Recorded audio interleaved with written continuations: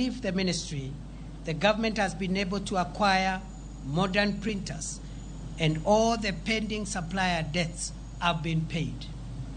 The passport production and delivery waiting period has been reduced from more than 12 months in 2022 to 7 days at present.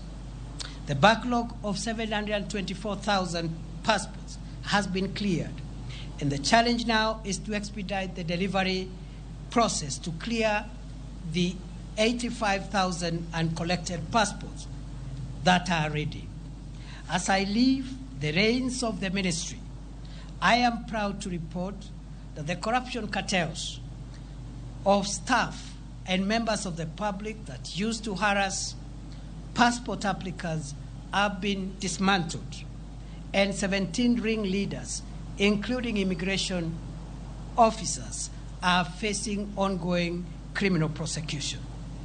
As I exit, I am convinced beyond doubt that the milestone of reducing the waiting period from the current 7 days to 3 days by the close of this year remain feasible.